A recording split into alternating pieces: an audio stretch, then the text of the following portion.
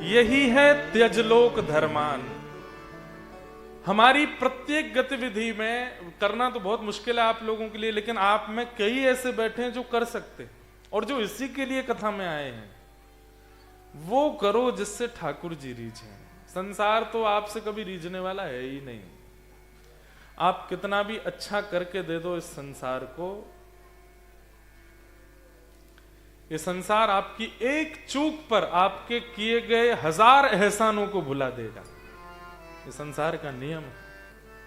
आप कितना भी अच्छा कर लीजिए, और ये माता पिता बच्चों के संग करके देख लें, बच्चे माता पिता के संग करके देख लें, पति पत्नी के साथ, पत्नी पति के साथ, 1000 पॉइंट कीजिएगा, ये अच्छा किया टिक, ये अच्छा किया टिक, ये अच्छा किया टिक, 1000 अच्छा ही करी, चलो एक गड़बड़ी करके देखते हैं।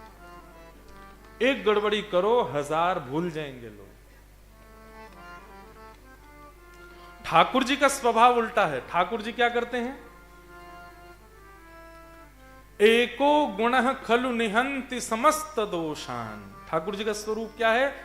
एक गुण देखते हैं आपके अंदर और फिर उसके बाद 1000 अवगुणों को भुला देते हैं। कल हम लोग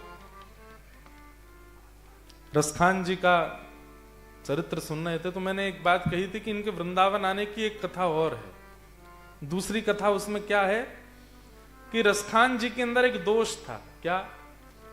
सुंदर रूप देखा नहीं कि ये पिघल जाते थे।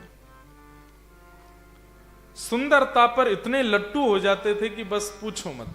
और ठाकुर जी का तो ये स्वरूप है, स्वभाव है कि दुनिया जिसको दोष कहती है, ठाकुर जी उसको गुण कह देते हैं। अरे ये तो इसका गुण है। रसखान जी एक ऊंचे पदवी पर थे, अपने घोड़े पर बैठ के निकलते थे। तो दिल्ली में इंद्रप्रस्थ में एक वैष्णव रहते थे, उनका बेटा बहुत सुंदर था। छोटा सा 3-4 वर्ष का बालक, गोल मटोल उसकी गाल, ऐसे सुंदर उसके बढ़िया मृग जैसे नेत्र, इतना सुंदर था। तो रसखान जी एक दिन निकले तो उस बालक को देख करके देखते रह गए, इतना सुंदर।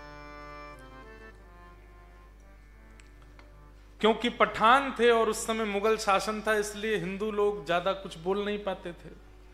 रसखान जी अब तो उसके लिए कभी कुछ मीठा लेके आमे, कभी कुछ चटपटा लेके आमे, और उस बालक को, और बालक को भी व्यक्ति विशेष से प्रेम नहीं होता। बालक को भी ये लगता है कि इनका स्वभाव अच्छा है, ये मुझसे बहुत प्रेम करते हैं। बालक को भी उनकी प्रतीक्षा रहने लगी। तो रसखान जी रोज आते थे, उस बालक के लिए कुछ ना कुछ लेके आते, बालक भी उनसे मिलता। अब घर के लोग सब घबराते थे, बोले मुगल किसी के सगे नहीं है, ये किसी को भी मार देते हैं, और ये हमारे बच्चे पर इसकी दृष्टि पड़ गई, अब क्या करें, कहां भागें हम, इंद्रप्रस्थ छोड़ के भी नहीं जा सकते। अब तो स्थिति ये हो गई कि रसखान जी आके उसको सामान नहीं देते, अब तो उसको अपने घोड़े पर बैठा लेते हैं, घुमाने ले जाते हैं। उसके माता पिता बेचारे बाहर हाथ जोड़ के खड़े रहते हैं। रसखान जी कहते हैं चिंता मत करो, मैं आके इसको दे दूंगा। शाम तक घुमाते हैं, बालक को भी अच्छा लगता है, घोड़े पर घूमने को मिलता है, खाने पीने को मिलता है। व्रजमंडल से एक आचार्य इंद्रप्रस्थ दिल्ली गए और उस बालक के माता पिता के यहां जब पहुंचे तो उन माता पिता ने, थोड़ा मुख मुरझाया सा था, तो वैष्णव जो व्रज से गए उन्होंने कहा कि तुम लोगों इतने चिंता में क्यों लग रहे हो, क्या बात है? उन्होंने सब सच्चाई बताई। बोले हमारे बालक पर एक साइद इब्राहिम नाम का एक इमाम है यहाँ का, उसका मन आ गया है, उसके लिए खाना लाता है, पीना उसको ले जाता है उठा के। हमको बहुत डर लगता है, ये मुगल लोग कुछ भी कर देते हैं, हमारे बालक को कहीं मार ना दें। आचार्य बोले कल आएगा, तुम मेरे से मिलवाना उसको। अगले दिन जब आए तो रसखान जी जैसे पहुंचे तो बालक को लिए वो आचार्य खड़े थे। तो रसखान जी ने बालक को इशारा किया आओ। अब बालक तो भागे, तो आचार्य ने पकड़ लिया। तो रसखान जी बोले क्यों नहीं छोड़ते आप उसको? बोले कि आप 2 मिनट आएंगे, एक बात कर लें आपसे। रसखान जी नीचे उतर गए। क्या बात है? बोले आप इस बालक से बहुत प्रेम करते हैं? बोले हाँ मैं बहुत प्रेम करता हूं। क्यों? मुझे इस बालक में खुदा का नूर दिखाई देता है। कितना सुंदर है ये बालक, इतना सुंदर मैंने कभी कोई नहीं देखा। इसका रूप तो देखो, इसकी आंखें देखो, इसकी नाक देखो, इसका ओष्ठ देखो। तो वो आचार्य बोले, आपके खुदा के बनाए हुए बालक इतने सुंदर हैं, तो वो भगवान कितने सुंदर होंगे। तो रसखान जी बोले कि हमारी परंपरा के अनुसार भगवान का रूप नहीं होता। हम जिस समुदाय में हैं वहां भगवान की रूप नहीं होते, आंख नाक मुंह कान ये सब नहीं होते। तो आचार्य बोले जब रूप नहीं होता तो नूर कहां से आ गया? नूर रूप का ही तो होता है। अगर आप नूर शब्द कह रहे हो तो रूप नहीं होगा, और रूप है तो नूर होगा। रसखान जी को तो उनकी बात बड़ी बढ़िया लगी। बोले कि बात तो आप ठीक कह रहे हो। बोले कि हमको तो यही बताया गया कि हमारे भगवान खुदा का कोई रूप नहीं होता। बोले तो फिर नूर शब्द मत कहिए ना। आप ये मानते हैं कि दुनिया संसार भगवान ने बनाया? बोले हाँ। आप ये मानते हैं मानव भगवान ने बनाया? बोले हाँ। हमारी आंख नाक जीव कान सब भगवान ने बनाया? बोले हाँ। तो ये सब भगवान के अंश के रूप में हमारे अंदर प्राप्त प्रकट हुए? बोले हाँ। तो वो अंश का अंशी भी तो होगा, और वो ऐसा ही तो होगा। नाम तुम्हारा तारनहारा, कब तेरा दर्शन होगा। जिसकी रचना इतनी सुंदर, वो कितना सुंदर होगा, वो कितना सुंदर होगा। न्यूजीलैंड देख करके अगर मन में ये बात आती है ना, कितना सुंदर देश है, कितने सुंदर पहाड़ हैं, कितने सुंदर नदियां हैं, कितने सुंदर समुद्र हैं, कितने सुंदर रास्ते हैं, ये देश कितना अच्छा है, तो समझो अभी संसार ही है आपके अंदर। लेकिन मन में ये बात आती है, कितने सुंदर पहाड़, समुद्र, रास्ते, पेड़ पौधे, इनको बनाने वाले ठाकुर जी कितने सुंदर होंगे। ठाकुर जी का वो निकुंज कितना सुंदर होगा जिसमें श्री प्रियालाल जी विराजते हैं, जिसमें वो विहार करते हैं। उनकी एक छोटी सी बिंदु इतनी सुंदर है, तो वो सिंधु कितना सुंदर होगा। तो समझो कि ये वैष्णवता है, ये भगवत्ता है।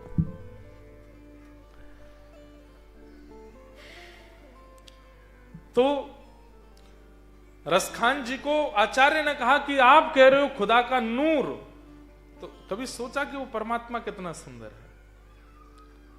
और पूरी बात हुई तो उन्होंने कि परमात्मा को आपने देखा है क्या?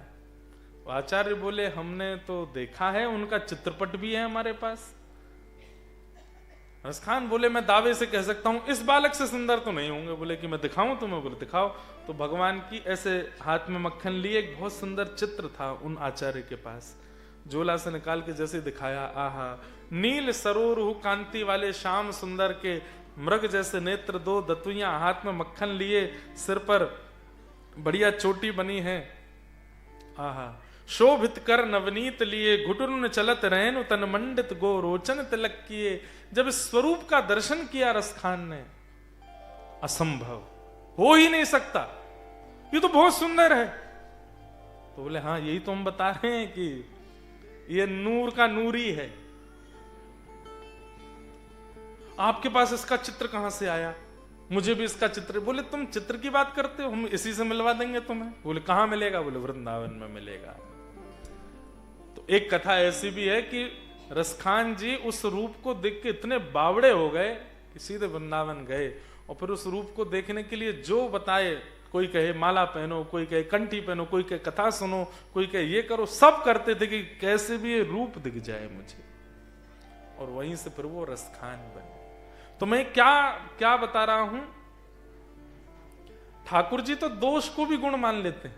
ये ठाकुर जी का स्वभाव है, ये ठाकुर जी का स्वरूप है। धर्मं भजस्व सततं तज लोक धर्मान, सेवस्य साधु पुरुषां जहि काम तृष्णाम। धर्म को भजो, लोक धर्म का त्याग करो, और बल्कि लोक धर्म में भी उसके ज्यादा प्रेम में रहो जो आपको भगवत संबंधी बनाता हो, भगवत प्रेम सिखाता हो। फिर कहते हैं सेवस्य साधु पुरुषाम जहि काम तृष्णाम। ये एक सीक्वेंस है, इसको आपको याद करना पड़ेगा। कल हमने दो बातें कही थी, अहमता और ममता को छोड़ो, अहमता ममता छोड़ोगे तो संसार नश्वर है, ये बात संसार में कोई अपना नहीं है, ये बात प्रमाणित हो जाएगी। फिर चौथा काम करना क्या है? धर्म को भजना है, लोक धर्म का त्याग करना है। ये पंच कर्म करने के बाद फिर छठवां कर्म क्या करना है? सेवस्य साधु पुरुषाम जहि काम तृष्णाम। वैष्णवों के, साधुओं की, महत पुरुषों की सेवा करो। किस भावना से करो? बोले काम और तृष्णा का त्याग करके। उनकी सेवा इसलिए मत करो कि उनसे आपका कोई काम बन जाए, उनकी सेवा इसलिए मत करो कि आपके कोई रुके हुए कार्य सिद्ध हो जाएं। किसी भी महापुरुष की सेवा इस भावना से मत करना। एक आपको बिल्कुल सत्य घटना बताएं, मेरे साथ घटी हुई घटना।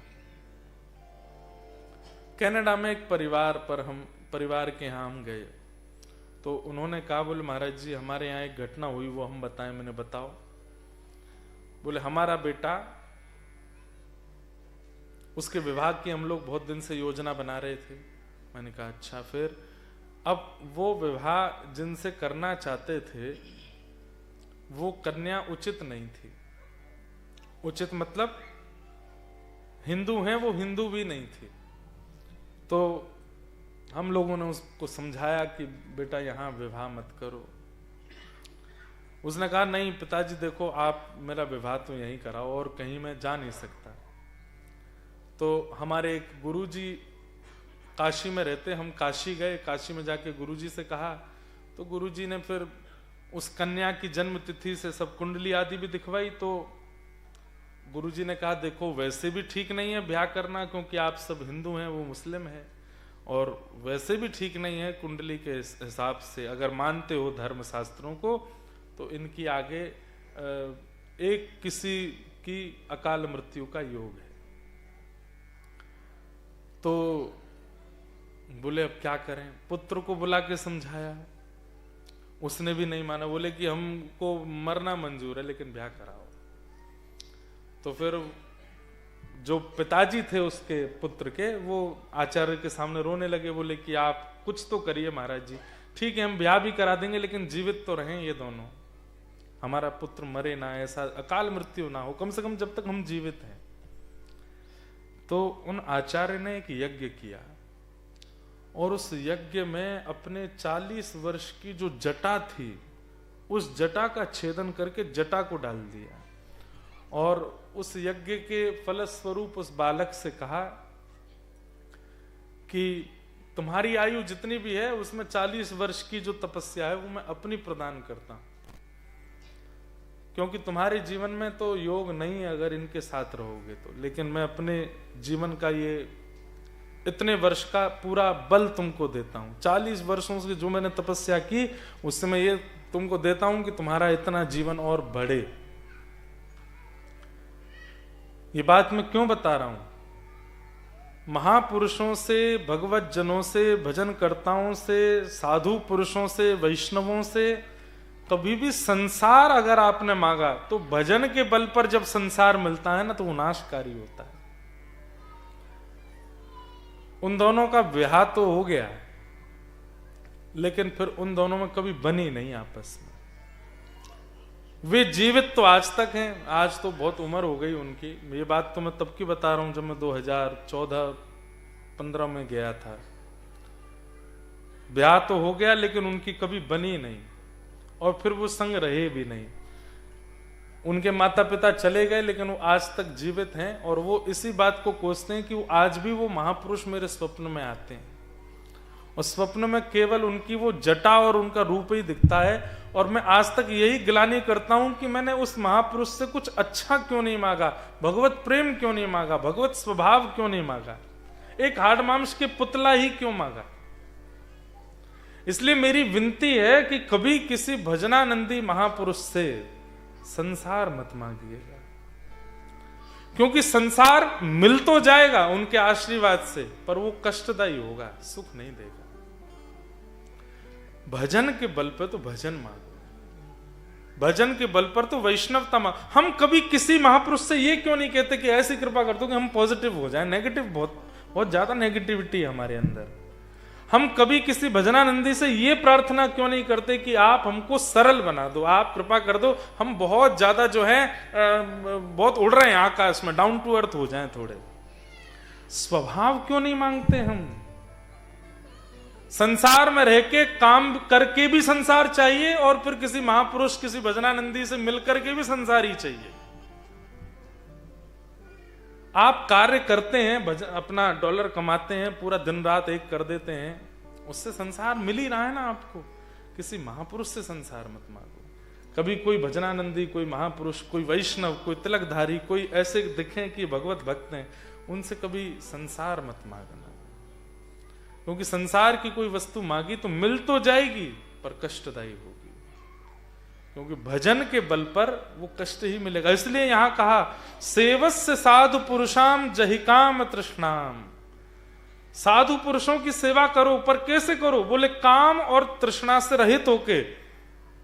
उनकी सेवा इसलिए मत करो कि उनकी सेवा करेंगे तो हमारा ये काम बन जाएगा, उनकी सेवा करेंगे तो हमारा ऐसा हो जाएगा। नई गाड़ी लाए महाराज जी, इसमें नेक बैठ जाओ, चरण पधरा दो, क्या हो जाएगा?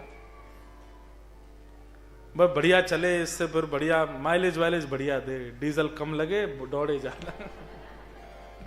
क्या मांगना है ऐसा? ऐसी वस्तु नहीं। कभी कोई महापुरुष मिले तो उनसे प्रेम मांगिए, कोई महापुरुष मिले, कोई भजनानंदी मिले तो उनसे ठाकुर जी को मांगिए, ठाकुर जी का स्नेह मांगिए। ये संसार में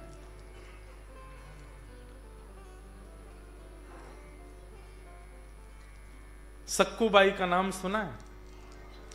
महाराष्ट्र की एक परम भक्ता हुई सक्कूबाई।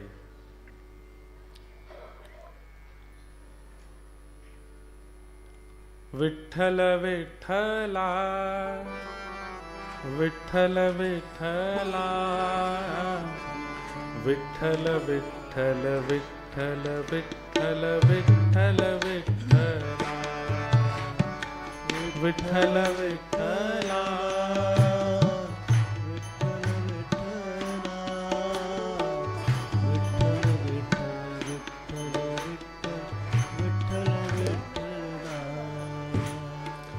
विठ्ठल विठ्ठला विठ्ठल विठ्ठला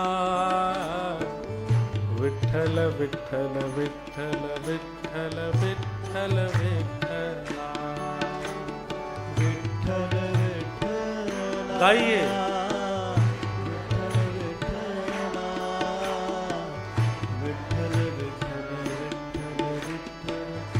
आप सब लोग भारत अब की बार जाएंगे, वृंदावन जाओ, जगन्नाथपुरी जाओ, द्वारिकापुरी जाओ, श्रीनाथ जी जाओ। एक बार अगर अवसर मिले, और अब की बार यदि मिले, तो मेरे कहे से पंढरपुर जाइएगा। और श्री पंढरीनाथ भगवान, मां ठाकुर जी ऐसे खड़े, विठ्ठलनाथ एक ईंट के ऊपर खड़े हैं। मराठी में ईंट को वीट बोलते हैं, और उसके ऊपर जो खड़े हैं वो विठ्ठल। श्री ज्ञानेश्वर माउली कहते हैं कि श्री पंढरीनाथ भगवान ऐसे क्यों खड़े हैं। ये ऐसे ऐसे करके देखो एक बार, करो करो सब लोग करो। ऐसे आप कब खड़े होते हो बताओ? अब हम बताते हैं, हमारी बात सुनो। पहला, किसी का इंतजार करते हो तब ऐसे खड़े होते हो। कितनी देर और लगेगी, कब फ्लाइट लैंड करेगी, हमारे फूफा जी आ रहे हैं, कब उतरेंगे ये फूफा।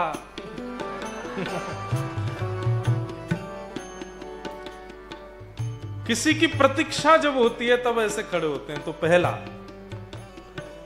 वो प्रतीक्षा कर रहे हैं आपकी, इसलिए ऐसे खड़े। एकमात्र ऐसे हमारे पूरे भारत के ठाकुर जी हैं जो प्रत्येक लाइन में लगे हुए वैष्णव को अपने पास बुलाते हैं और आलिंगन करने का अधिकार देते हैं। सब जाके उनको छू सकते हैं। लोग बात कहते हैं हिंदुओं में बहुत ऊंच नीच और ये सब है। अरे आके देखो पंढरपुर में, हर व्यक्ति को चरण छूने का अधिकार है। आप जाइए पंढरीनाथ भगवान के चरण पकड़ करके, 1 लाख आदमी खड़ा है तो 1 लाख आदमी चरण छुएगा। पहली बात, वो अपनी कमर पर हाथ रख के इसलिए खड़े हैं कि अरे आ गए हो न्यूजीलैंड से, मैं तेरी प्रतीक्षा कर रहा हूं, तेरे लिए ही तो खड़ा हूं, आजा प्रणाम कर ले चरणों में। पहला। दूसरा, ऐसा व्यक्ति तब खड़ा होता है जैसे छोटा बालक है, उसकी बड़ी बहन वो उसको पकड़ लेवे, थोड़ा मारे, थोड़ा नोच देवे, तो बालक दौड़ता है, माँ से जाके शिकायत करूंगा, तो बोल करके देखा, करके देखा। इतने में ही वो माँ के पीछे जाके छुप जाता है। सामने से बहन आ रही है तो माँ उस बालक को पीछे करके ऐसे खड़ी हो, छू के तो दिखा इसको। तो ऐसे ही मानो संसार के जितने भी विषय हैं सब हमको नोचते हैं, खींचते हैं, पकड़ते हैं अपनी ओर, लेकिन जैसे ही हम पंढरीनाथ के पास जाते हैं तो पंढरीनाथ अपने पीछे खड़े करके उसके आगे खड़े हो जाते हैं। छू के तो दिखा इसको, हम खड़े हैं यहाँ पर, इसलिए कमर पर हाथ धर के खड़े। और तीसरा, सबसे सुंदर, ठाकुर जी ऐसे क्यों खड़े हैं? जैसे हम किसी नदी में जाते हैं स्नान करने, और जिसको तैरना नहीं आता ना, वो नदी में उतरने से बहुत डरता है।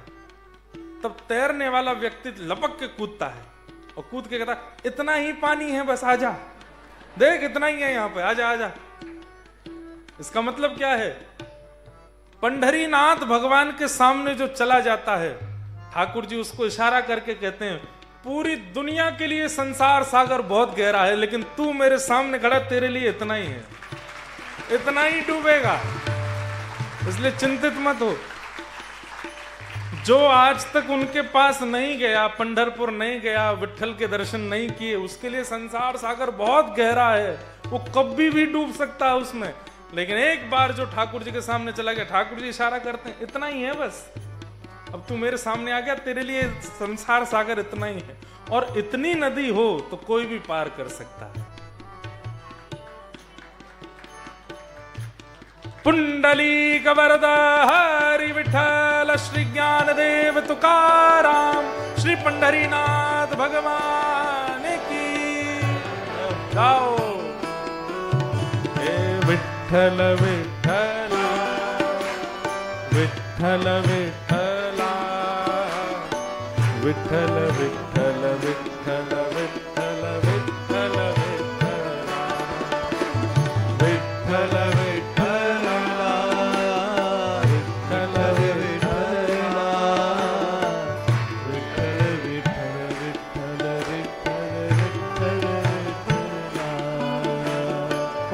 पालन हारे, निर्गुण और न्यारे, तुमरे बिन हमरा कौन है। ओ पालन हारे, निर्गुण और न्यारे, तुमरे बिन हमरा हमरी सुलझाओ भगवन, तुमरे बिन हमरा कौन नहीं।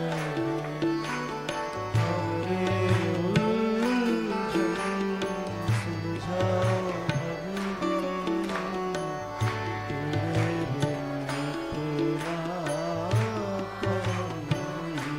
बिन तुमरे बिन हमरा कौन है। ओ तुमरे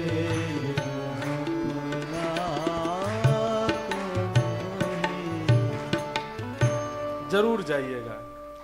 हमारे श्री डोंगरे जी महाराज तो अपनी कथा में कहते थे कि द्वारिकाधीश अपनी लीला पूरी करके वैकुंठ नहीं गए, तो बोले पंढरपुर चले गए पुंडलीक को दर्शन देने। एक पुंडलीक नाम के भक्त थे, अपने माता पिता की बहुत सेवा करते थे। ठाकुर जी उसकी सेवा से इतने प्रसन्न हो गए, इतने प्रसन्न हो गए माता पिता की सेवा करने से, कि उसके द्वार पर जाके खड़े हो गए। तो पुंडलीक ने कहा कहां से इतनी रोशनी आ रही है, इतनी बढ़िया सुगंधी कहां से आ रही है? तो ठाकुर जी द्वार पर खड़े होकर बोले मैं जगदीश्वर परमात्मा द्वारिकाधीश तुमको दर्शन देने आया हूं। पुंडलिक माता पिता के चरण दबाते दबाते, मैंने तो नहीं बुलाया था आपको, फिर क्यों आ गए? अच्छा, रुक्मणी जी जिद कर रही थी मैं भी चलूंगी, ठाकुर जी बोले तुम रहने दो, हम चले जा, नहीं नहीं मैं भी चलूंगी, देख लेना फिर बाद में कहीं नाक मुंह मत मोड़ना, नहीं मैं भी चलूंगी। तो रुक्मणी जी भी आ गए। अब यहां तो वो पुंडलिक भगवान से कह रहा मैंने तो नहीं बुलाया था आपको, क्यों चले आए? तुम्हारी माता पिता के प्रति इतनी निष्ठा देख के, तुम्हारी सेवा से प्रसन्न होकर मैं आया हूं। माता पिता की सेवा आपको प्रसन्न करने के लिए नहीं कर रहा था मैं, इनको प्रसन्न करने के लिए कर रहा हूं। रुक्मणी जी बोली अरे बड़ा अल्लड़ भक्त है, हम इसके द्वार पर खड़े हैं, भगवान साक्षात खड़े हैं और अब भी माता पिता को नहीं छोड़ रहा है, चलो भगवान यहां से। ठाकुर जी बोले मैं पहले ही मना कर रहा था आपसे, मेरे भक्त ऐसे ही होते हैं और मुझे उनकी इसी निष्ठा पर तो मैं रीझ जाता हूं। देखो वो अब मैं साक्षात परमात्मा खड़ा हूं, लक्ष्मीपति उसके द्वार पर खड़ा है लेकिन वो अपने माता पिता को नहीं छोड़ रहा है, ये निष्ठा मुझे खींच के लाई है यहां पे। रुक्मणी जी बोली भले आदमी, परमात्मा तेरे द्वार पर खड़ा है, अरे कोई सामान्य व्यक्ति भी आता है तो हम उसको एक बैठने का आसन देते हैं, उसको पानी पूछते हैं, कम से कम परमात्मा आए हैं कुछ तो सत्कार कर। पुंडलिक बोला सत्कार उसका किया जाता है जिसको बुलाया गया हो, बिन बुलाए का कौन सत्कार करे? और फिर भी आप कहती हैं कि ये परमात्मा है तो मैं माता पिता को छोड़ के तो आसन धरने नहीं आऊंगा, ये ईंट मेरे पास पड़ी है, लो जब तक सेवा चल रही है खड़े हो जाओ। रुक्मणी जी रोकती रही और ठाकुर जी उस ईंट पर आज तक खड़े और प्रतीक्षा कर रहे हैं कि एक दिन पुंडलिक की सेवा पूरी होगी और वो मुझसे मिलने आएगा। आज भी खड़े हैं ठाकुर जी। ऐसे पंडरी नाथ की एक भक्ता हुई जिनका नाम था सक्कू बाई। इनकी कथा सुन के हम आज के प्रसंग को विश्राम करेंगे। अब रहने दो, ठाकुर जी को मुझे देखने में दिक्कत हो रही थी इसलिए हटा।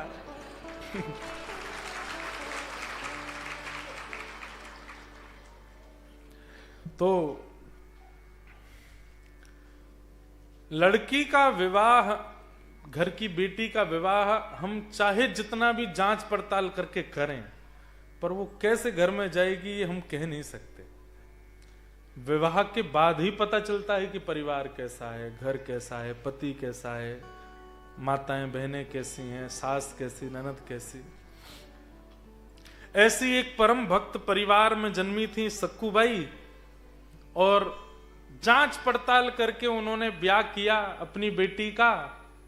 लेकिन ब्याह के बाद पता चला कि परिवार जिसमें ब्याह हुआ वो बिल्कुल अभक्त थे, इतने बड़े अभक्त थे कि बस खान पान और जितने भी दुराचरण संसार में होते हैं वो सब होते थे उनके घर पर, और वो सब सक्कू बाई सहन नहीं कर पाती थी। सब लोग बहुत ध्यान से सुनिएगा, आज 5 मिनट लेट भी हो जाए तो चलेगा, क्योंकि कल संडे है और कल कथा का विश्राम भी है। तो सक्कू बाई का घर जिसमें शादी हुई वो अच्छा नहीं था। अब हमारी प्रार्थना सब बैठ जाओ, बीच वाले भी सब बैठ जाओ, हिलो डोलो नहीं। सक्कू बाई, अच्छा परिवार में एक व्यक्ति भी अनुकूल हो तो निर्वहन किया जा सकता है। सास अनुकूल नहीं है, ननद अनुकूल नहीं है, ससुर अनुकूल नहीं है, पति अनुकूल है तो भी रहा जा सकता है। कई घरों में पति भी अनुकूल नहीं होते लेकिन सास अच्छी होती है तो भी बहू रह लेती है कि चलो इनके भरोसे रह लेंगे, ससुर अच्छे हैं, ननद अच्छी, कोई तो अच्छा है। पर सक्कू बाई के घर में कोई भी अच्छा नहीं था, कोई भी नहीं। मतलब इतने दुष्ट प्रवृत्ति के थे कि मारपीट तक करते थे केवल इस बात पर कि रोटी गर्म क्यों नहीं है, या सब्जी में ये सामग्री क्यों नहीं है, ये ऐसे क्यों नहीं बनाए। इस छोटी छोटी बातों पर भी मारपीट करते थे। कथाएं सुनना तो बहुत दूर की बात, सक्कू बाई को जाने तक नहीं देते थे। ब्राह्मण संतों का तो घर में प्रवेश ही नहीं था। सक्कू ने अपने जीवन में बचपन से केवल संतों का कथा कीर्तन सत्संग यही सब देखा था, और अब वहां बिल्कुल विपरीत था, लेकिन फिर भी सहती रही। तभी तो ऐसा होगा कि ठाकुर जी कृपा करेंगे। एक बार सक्कू नदी में जल भरने के लिए गई, तो महाराष्ट्र में जैसे हमारे यहां सवारी निकलती है ना, ऐसे ही एकादशी आषाढ़ी के समय पर लोग वारी करके जाते हैं, और वारी में लोग कीर्तन करते हुए, नाचते गाते हुए प्रस्थान करते हैं और पहुंचते हैं वारी में।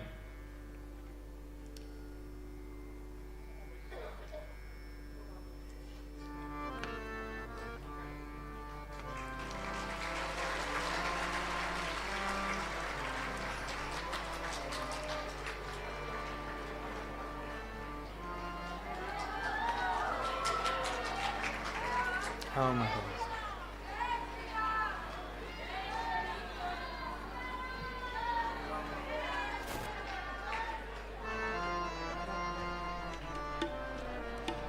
जय हो गुरु।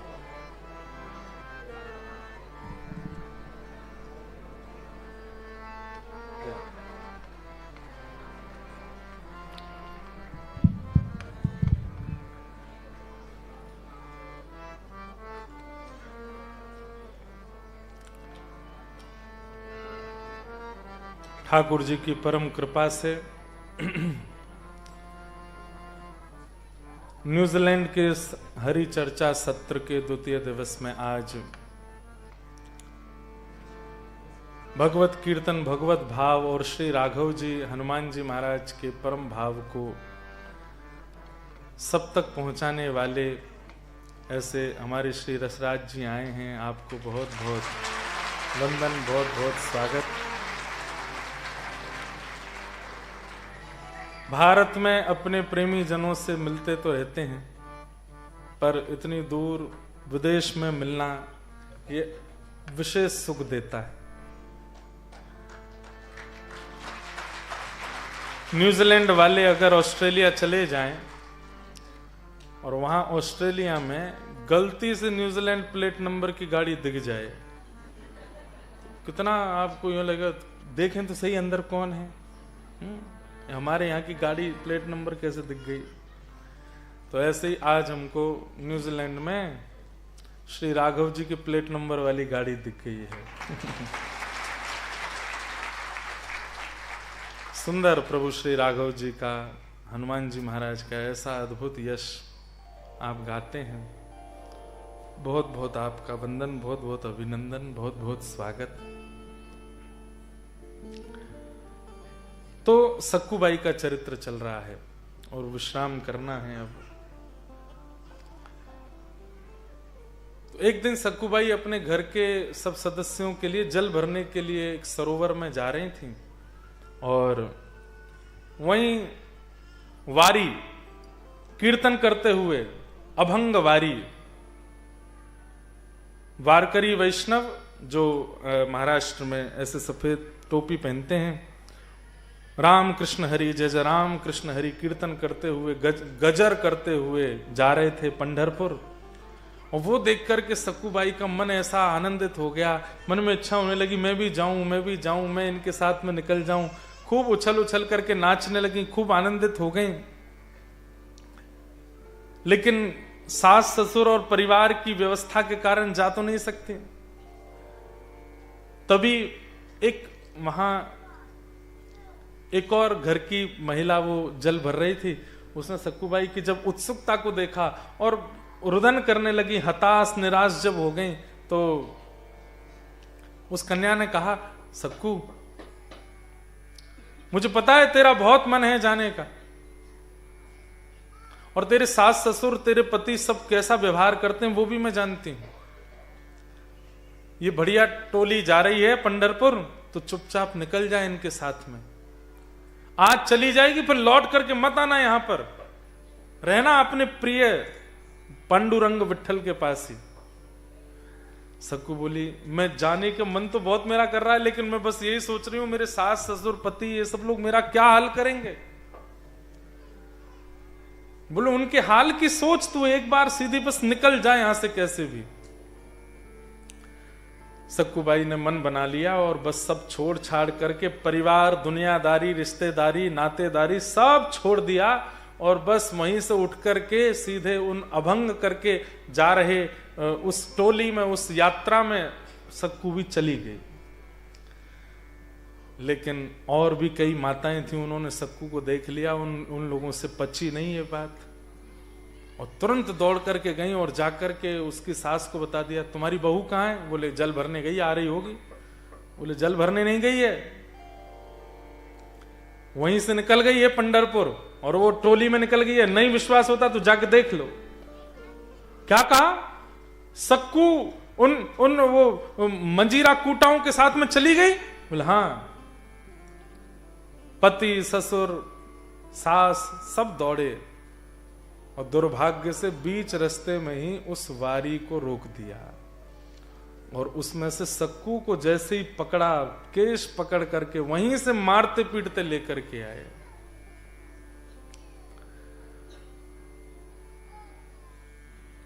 घर ले आए, घर पर ला करके रस्सी से बांध दिया एक खंबे से। सास आए तो सास मारे, ससुर आए तो ससुर मारे, पति आए तो पति मारे, घर के जो सदस्य सबका एक ही काम, बोले इतना मारो इसको कि ये जीवन में कभी ये सोच भी ना सके कि मैं जाऊंगी। सक्कू खड़ी खड़ी रोती हैं और बस मन में ये सोच रही है, हे पांडुरंग विठ्ठल, मैंने ऐसा कौन सा अपराध किया, ऐसा परिवार मुझे दिया, ऐसे पति मुझको दिए, ऐसे सास ससुर के पास मुझको भेज दिया और ऐसा कौन सा। चलिए मैं आज तक भी सह रही थी, अब तक भी इन्होंने बहुत मारपीट करके बहुत बुरा किया, मेरे तन को चाहिए कुछ करें, मुझे उससे कोई दिक्कत नहीं, पर मेरी आत्मा तो आपकी है ना, मैं आपसे मिलने की कभी जिद नहीं की। आज अभंग वारी देख करके मैं जब जाने लगी, क्यों पता लगने दिया इनको? आप चाहते तो ये रोक सकते थे, लेकिन शायद आप ही चाहते हैं कि मैं पिटूं, मैं मरूं, मैं रोऊं, उसी में आपको प्रसन्नता होती है। और ऐसा कहकर के रो रही थी। रात्रि का समय, घर के सब लोग सो गए। 3 दिन हो गए, सक्कूबाई ने एक अन्न का दाना भी नहीं पाया, बस पीटते हैं पूरे दिन उनको। तभी रात्रि में, ये तो मोहिनी है ना, सुंदर बिल्कुल नथ पहन के, केश अपने खोल के, साड़ी पहन करके, जैसे महाराष्ट्रियन माताएं होती हैं वैसे ही बन के, और ना जाने कहां से सक्कूबाई के घर में आधी रात में आ गए और धीमे से आकर के बोले, सक्कू, एक कन्या बन के आ गए। तो सक्कूबाई ने आंख खोली, कौन हो तुम, मेरे घर में कैसे आ गई? मैं तुझे रोज देखती हूं और जिस दिन से तेरा ब्याह हुआ उस दिन से देख रही हूं, कितना तेरे ऊपर अत्याचार करते हैं, सब करते हैं, सब चीज मैं देखती हूं। चल अब एक काम कर। बोले क्या? मैं तेरी रस्सी खोल देती हूँ, तू भाग जाए यहाँ से। नहीं, मैं एक बार भाग के प्रयास कर चुकी हूँ, वो तो मेरा इतना बुरा हाल किया, अब जाऊंगी तो मेरे को मार ही देंगे। मुझे मरने से डर नहीं लगता, लेकिन एक बार पंढरीनाथ को देख तो लूं बस, फिर भले ही मार दें। कागा सब तन खाइयो, मेरो चुन चुन खाइयो मास, दोने नामत खायो, मोहे पिया मिलन की आस। सक्कूबाई कह रही, मैं जीवन में कभी पंढरपुर नहीं गई हूं, लेकिन इतनी कथा लीला चर्चा सुनी है, एक बार बस पंढरीनाथ को देख लूं, फिर भले ये मार दे मुझको, मैं जीवित ही इसीलिए हूं कि एक बार उनको देखना चाहती हूं। दर्श बिन दुखण लागे नैन, दरस बिन दुखण लागे। 22 गा रहे हैं। जब से तुम बिछुड़े पिए मोसो, जब से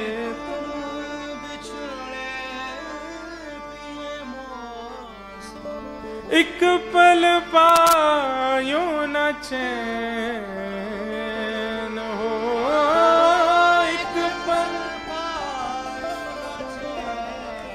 दरस बिन दुखण लागे न।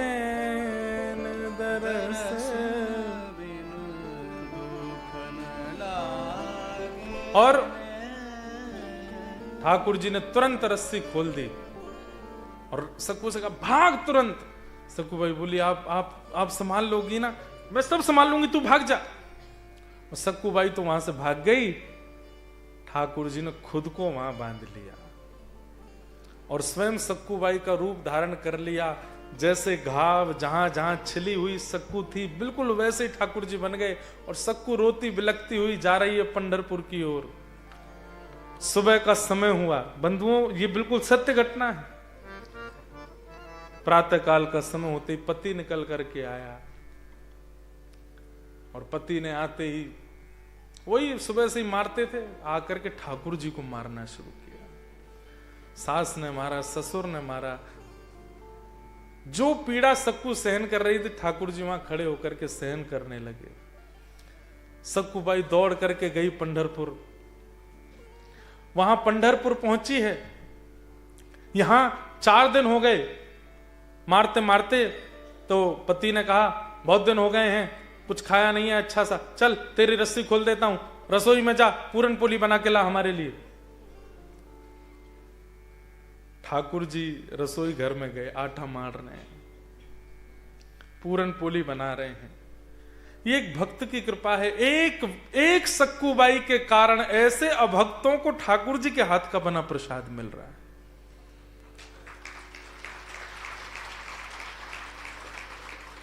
सास ससुर पत्नी सबको पवाया। किसी ने, रुक्मणी जी पूछ रही हैं ठाकुर जी ये लोग इसके अधिकारी नहीं, क्यों खवा रहे हो? बोले कि केवल इसलिए अधिकारी है क्योंकि सक्कू का पति है, क्योंकि सक्कू की सास है। मेरे भक्त का पति, भक्त की सास, भक्त के ससुर हैं, केवल इसलिए इनका इतना अधिकार है कि ये पाए। पति ने कहा 2-4 अपने लिए भी बना लेना, खा लेना। ठाकुर जी ने नहीं बनाए। क्यों? ठाकुर जी अपने आप बना के नहीं पाते, वो तो भक्त के हाथ से बना के पाते हैं।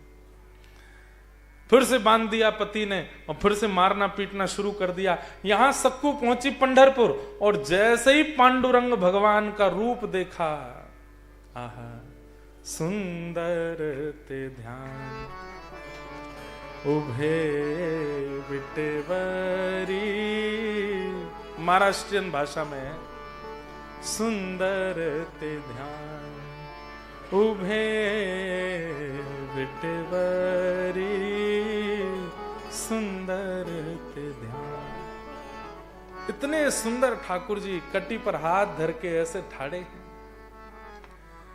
सक्कू बाई ने पहली बार जीवन में दर्शन किया, आलिंगन कर लिया ठाकुर जी का।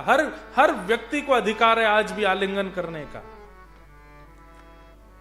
आलिंगन करने के बाद छोड़े नहीं ठाकुर जी को। सब कर्मचारियों ने सक्कू बाई को वहां से हटाया। तो जैसी मंदिर से बाहर निकलने लगी और मन में सोचने लगी, हे पांडुरंग अब नहीं जाना उन लोगों के पास, हे पांडुरंग अब आपसे दूर नहीं जाना, आपके चरणों में आ गई हूं, अब कृपा करो ना, अब वापस संसार में मत भेजो, यहीं रख लो, अपने पास ही मेरे प्राण ले जाओ नाथ, अब नहीं जा सकती मैं आपसे दूर। और ये बोलते बोलते सक्कू जैसे ही मंदिर से बाहर निकली, ठाकुर जी ओझल होते ही सक्कू ने अपने प्राण त्याग दिए। वहीं प्राण निकल गए सक्कू के। जो अभंग वारी करते हुए महापुरुष जा रहे थे पंढरपुर, उन सब में से एक ने दौड़ करके, अरे ये तो वही है जिसके गांव से हम लोग यात्रा लेके निकले थे, ये हमारे पीछे पीछे दौड़ी थी, इसके सास ससुर पति ने पकड़, अच्छा ये वही है क्या? बोले हाँ ये वही है। नब्ज देखी सांस दे, बोले तो पधार गई। बोले इसके घर से कोई आया क्या? बोले कोई नहीं है, क्या करें? बोले इसका संस्कार कर दो। भाई ठाकुर जी को देखते देखते प्राण त्यागे, उसका अंतिम संस्कार हो रहा है और वे सब अभंग गाने वाले ही अपने कंधे पर लेकर के बाई सक्कू बाई के शव को लेके गए, चंद्रभागा नदी के तट पर चिता बना करके उनका संस्कार कर दिया।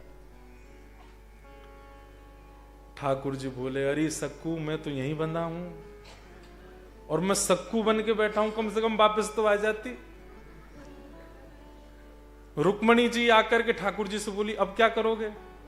बोले अब क्या करूं, मैं ही सक्कू बन के रहूंगा जीवन भर? नहीं नहीं नहीं, आप वापस आओ वैकुंठ। तो इतने में ठाकुर जी ने, जब सक्कू बाई की वहां चिता शांत हुई तो पंढरीनाथ भगवान आधी रात में गए और सक्कू बाई की चिता को लेकर के उनके चिता से ही सुंदर निर्माण करके पुनः सक्कूबाई को जीवित किया। सक्कूबाई बोली, आपने मुझे, मैं मुक्त हो गई थी, फिर मुझे दोबारा क्यों बुलाया? बोले कि मैं बंधा हूं तेरी जगह घर पे, पहले मुझे जाके खोल। सक्कूबाई बोली, वो आप ही थे क्या रात में जो रस्सी खोल? बोले और नहीं तो क्या, मैं बंधा हूं, मुझे जाके खोल वहां पे। अच्छा, एक घटना और हुई। सक्कूबाई पधार गई तो उनके हाथों की अंगूठी, गले की माला और जो उनके वस्त्र आदि थे, वो जिन्होंने संस्कार किया, उन्होंने कहा चलो हम लोग वापस लौट के जाएंगे, उनके घर पे दे देंगे कि वो पधार गई, उनका ये अंतिम सामान है, आप रखो। यहां सक्कूबाई को भगवान ने दोबारा जीवित किया तो वो दौड़ के वापस घर गई। आधी रात में जाकर के उन्होंने पांडुरंग भगवान को खोल दिया। ठाकुर जी वहां से प्रस्थान कर गए, सक्कूबाई आ गई। यहां पति सास ससुर ने आज 5वां दिन 8-9 दिन जान के इनको खोल दिया। बोले अब ठीक है, अब मत जाना कभी पंढरपुर। बोले नहीं जाऊंगी। घर में ये काम आदि सब संभाल रही थी। इतने में ही वो अभंग वाले जो गए थे, वो इनकी अंगूठी, मंगलसूत्र, कान के कुंडल और वो सब सामग्री लेकर रोते हुए आए। और जैसे ही द्वार खटखटाया, पति ने खोला, क्या बात है? कौन? तुम्हारी पत्नी मर गई, उसके हम सामग्री लाए। बोले है तो ये मेरी पत्नी का ही मंगलसूत्र, लेकिन वो तो ये झाड़ू लगा रही है। भीतर जब देखा सक्कूबाई को, सब अरे भूत आ गया, भागो यहां से। सब भागने लगे, लेकिन तभी सक्कूबाई ने सबको रोका। बोले ये सब नहीं, पूरी कथा बताई। और जब कथा बताई तो सास ससुर पति सब चरणों में गिर गए। बोले हमने बहुत बुरा किया तुम्हारे साथ, बहुत अनित, अब हमें क्या करना चाहिए, इसका दंड क्या है? बोले दंड एक ही है, घर परिवार छोड़ो, सब चलो पंढरपुर और वहीं रहेंगे, पांडुरंग भगवान के चरणों में वहीं रह करके अपना जीवन सफल बनाएंगे। और सक्कूबाई पुनः आई और पूरे परिवार के साथ श्री पांडुरंग भगवान के चरणों में खूब भजन किया। ऐसी सक्कूबाई के चरणों में हम बारंबार प्रणाम करते हैं। धर्मम भजस्व सततम त्यजलोक धर्मान, सेवस्य साधु पुरुषाम जहि काम तृष्णा। यहां तक हम पहुंच गए। अब आगे का जो विषय है वो हम कल सुनेंगे। आप सब लोग समय से पधारिएगा। एक बहुत सुंदर कीर्तन पांडुरंग भगवान का है हिंदी में, लेकिन गाओ। भजले हरि का नाम पांडुरंग, भजले हरि का नाम, भजले हरि का नाम पांडुरंग, भजले हरि का नाम, भजले हरि का नाम पांडुरंग, भजले हरि का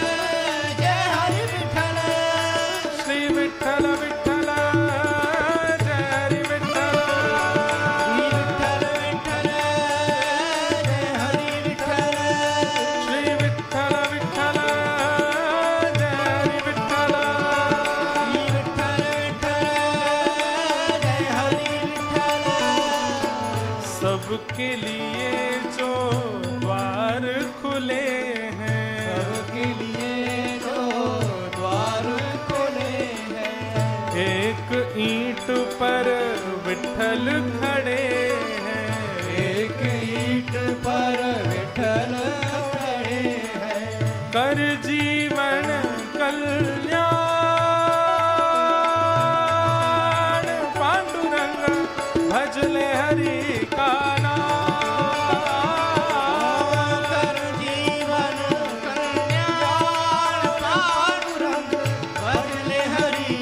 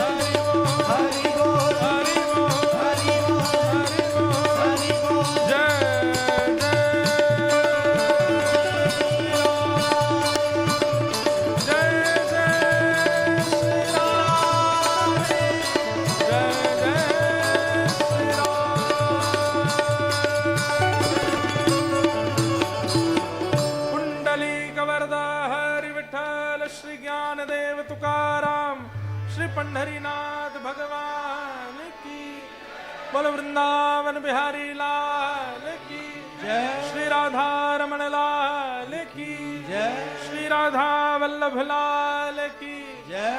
पूछ री के लौटा की हो प्यारे, क्या बात है बंसी वारेश। सबको जय श्री कृष्ण, जय सिया राम, जय श्री राम, जय श्रीमन नारायण, जय श्रीमन जय नारायण, जय श्री राधे। जय जय श्री राम। सब लोग अपने स्थान पर विराज जाओ।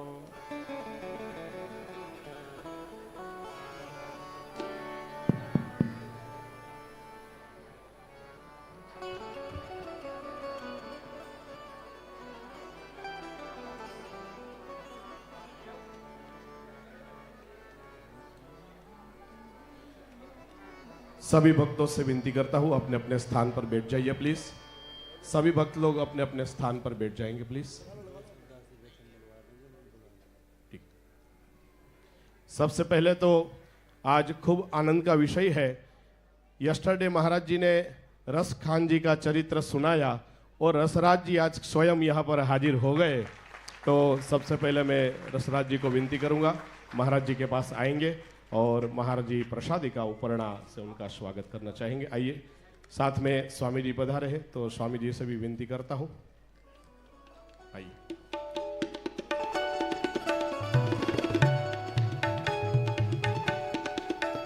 के नाद के साथ में महाराज जी उनको आशीर्वचन के रूप में ठाकुर जी का उपरणा।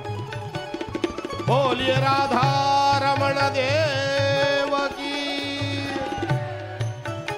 साथ में रितेश, उनसे भी विनती करूंगा, वो भी आएंगे महाराज जी के पास, उनको भी महाराज जी आशीर्वाद देंगे।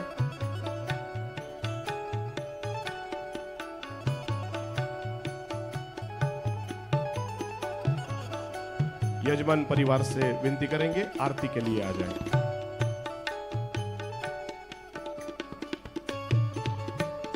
रसराज जी के चरणों में विनती करते हैं, वो अपने आशीर्वचन से हम सबको कृतार्थ करिए।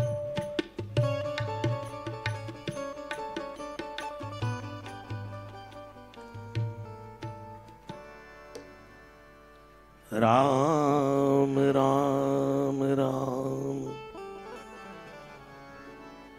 श्री राम राम राम,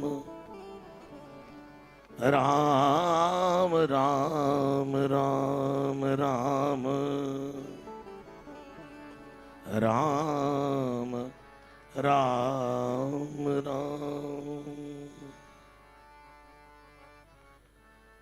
पूज्य महाराज श्री आपके पिताजी के चरणों में प्रणाम करते हुए हमारे ब्रज के भागवत भास्कर, जिनकी वाणी से कोई ऐसा कथावाचक नहीं होगा जिसने उसको श्रवण करके अपने मुख से भगवत कथा न गाई हो, तो एक बार जोरदार तालियां पूज्य महाराज श्री के पिताश्री के लिए।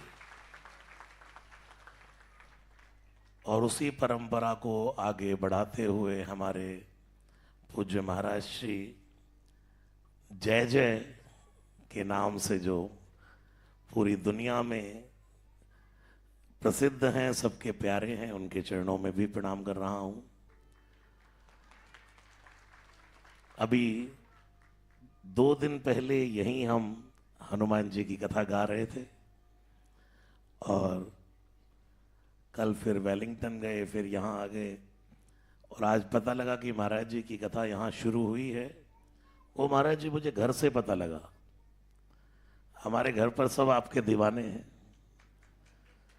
वहीं से पता लग गया।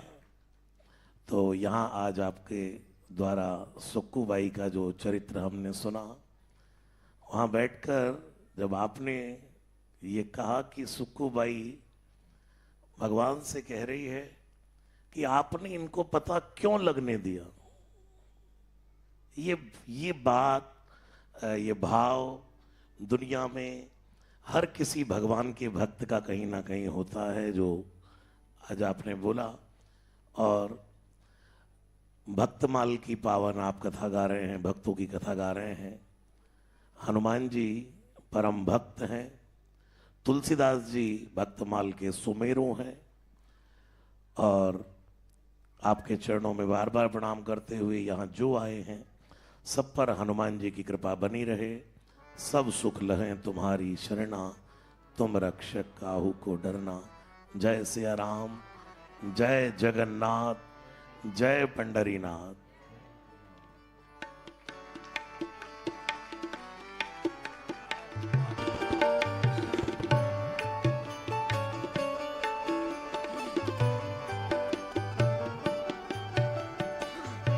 आरती बाल कृष्ण की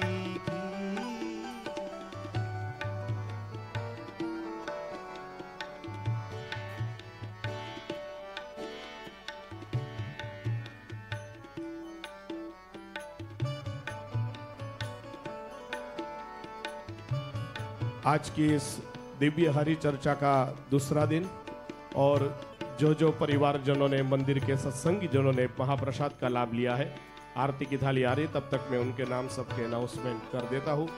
गीतानंद एंड फैमिली, रविंदर कुमार जी मंदिर के सेवक, उनके परिवार की ओर से। शिव शक्ति सेवा दल, उनकी तरफ से सेवा हुई है। राकेश भाई सोनी, उनके परिवारजनों की ओर से। अखिल भाई गांगुली, उनके परिवारजनों की ओर से।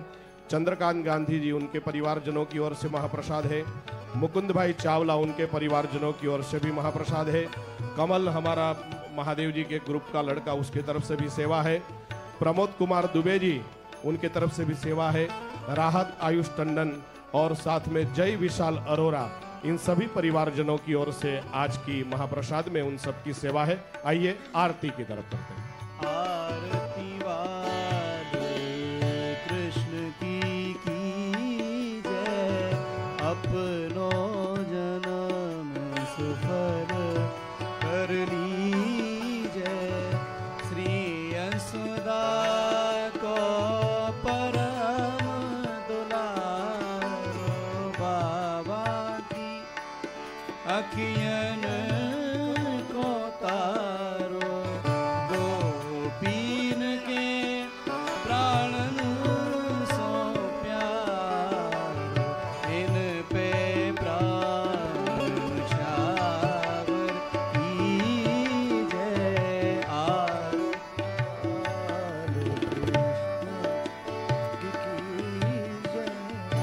बलदाऊ को छोटो भैया, कनुआ कह के बोले आकी मैया। परम मुदित मन लेत बलैया, यह छविन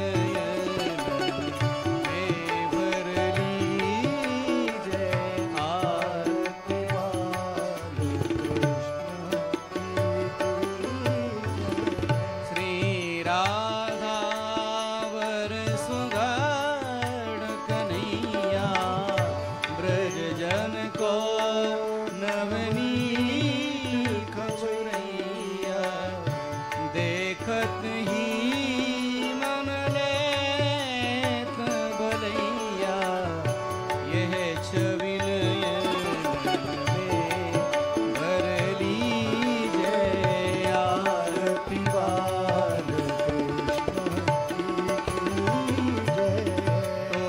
तर बोलन मधुर सुहावे, सखन संग खेलत सुख पावे।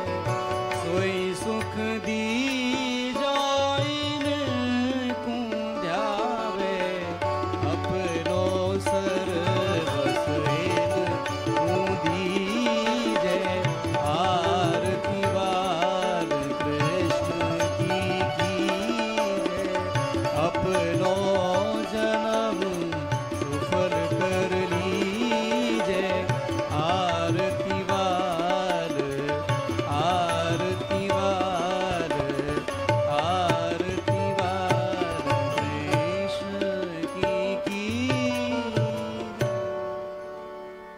श्री गिरिराज धरण की, श्री हनुमान जी महाराज की, श्री वृंदावन धाम की, श्री व्यास जी महाराज की, जगन्नाथ महाप्रभु की, सब संतन की जय, सब भक्तन की जय, सब विप्रन की जय, आज के आनंद की जय। जय जय श्री राधे, जय जय श्री राधे, जय जय